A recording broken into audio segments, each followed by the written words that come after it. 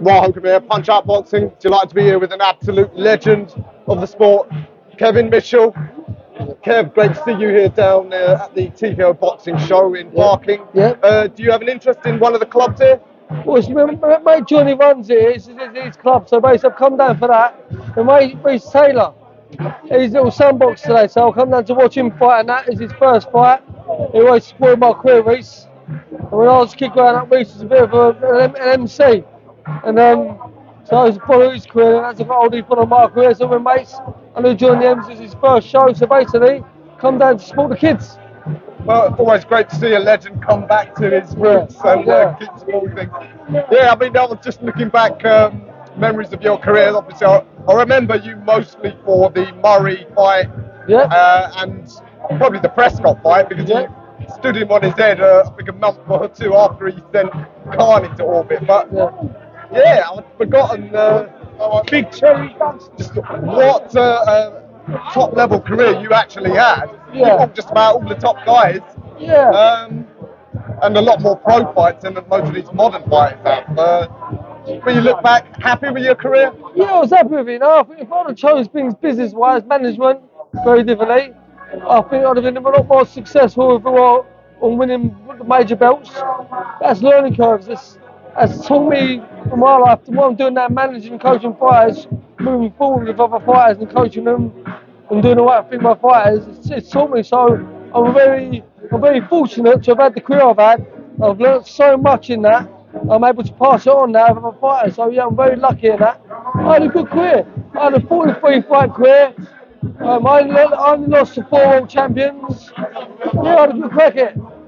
I mean, yeah, what I was surprised by when I was just looking on BoxRec, your last 2 opponents, guys that's still fighting. I mean, Barroso, obviously, your last opponent, world champion again, beating O'Hara. I mean, imagine that. Yeah, no, I watched that fight. Barroso's a very dangerous man. Back then, we never knew much about him, so I never knew he was a big puncher. But looking back at it now, if I'd known what I'd known back then, realised what it was like, I'd know to hang off, move around 5 rounds, don't get in touch with him. And after 5 rounds, and start picking the pace up. So I know Barroso dies after 5 rounds. But good on Barroso, he's a 40-year-old world champion. Good luck to him. Yeah, of course, Linares, you fought him in his prime. Yeah. It's still giving these top level fighters hard work. Yeah. I see Linares on his last fight. He's retired now. I said, hey, he's still doing it. I said, you know, 10 years younger than me. He looks so fresh and young. He looks really well. Yeah, he's done really well, Linares. He's had a tremendous career. He's going to be, I suppose, I don't know if he is, but I'm sure he's going to be a Hall of Famer. He's been unbelievable for the sport. Yeah, I'm glad to have mixed with the best of them. Yeah, and I always thought of you as a puncher, but again, looking back, you were actually technically a really good boxer as well. Yeah, you got to be able to fight world level and control it. I was a world class for about 6 years. I mixed with the world ranks. You've got to be technical. Your mindset's got to be very smart, and you've got to be able to fight power with about older shot. When you start getting too old, you'll start slowing and deteriorating.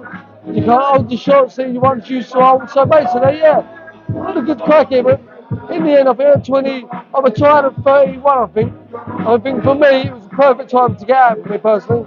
A lot of fighters struggle with that, especially when they've been competing at the top level. Nothing can ever fill that void. Did you struggle initially to make that change? I think I struggled more with the rise of it. I struggle more with that. That's why I hate the booze, and things like that. Hence now, that's why I don't drink. But looking back here now, when I retired, it was such a big relief for me to retire. There's no way of me coming back. When they asked me to come back a few times, there's no way of me coming back. I didn't want to come back.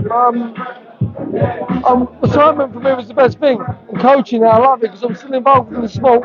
I'm giving my experiences now to the kids, so I love it. And obviously, we spoke last time about your call. You got Shauna. Okay, she's back out in a couple of weeks. What other pros are you training? I've got Sonny Hardy, Matt Barkin. He boxes with me. He's 3 hours a pro. And so I've got them 2 now. Freddie Pullen, who's with England team. He's won 2 gold for England. I've got my son. He just won his first nationals this year. It's gone. So I'm busy. Yeah, it's going all right.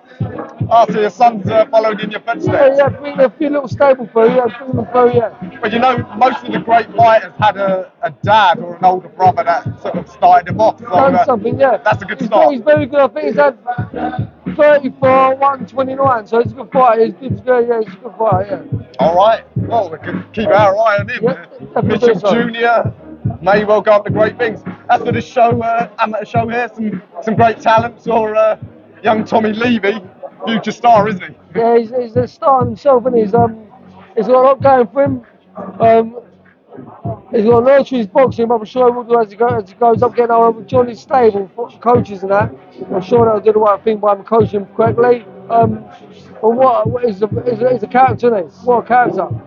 You need kids like him involved in the sport. I think today's show has been a great show. Good turnout by the local community. This estate was my mum's first home on this estate when she was had my sister Cheryl and us as babies. So from Thames June we went to Dagenham, but was the first estate we was on as a kids. There's good community, good people, good little Tommy's had a big crowd turn up for him, so yeah, it's been good. Yeah, fantastic. Obviously, Salih's helping out with tkoboxing, and yeah, bringing different communities in, like Bengali Yeah. community. Keep It's good. this sport, keep it going. Keep it alive, definitely, yeah, 100%. Yeah. It's going up in boxing in a minute. It's at a major high, so I think it's only going to rise and rise. Yeah. Well, it's good basis for the future. Let's hope we see some of these kids as stars So one little day. Tommy coming through one day, yeah? Yeah. Cheers. Kevin, absolute pleasure. We'll see you in a few weeks at York Hall. Definitely, cheers. See you soon, Tommy.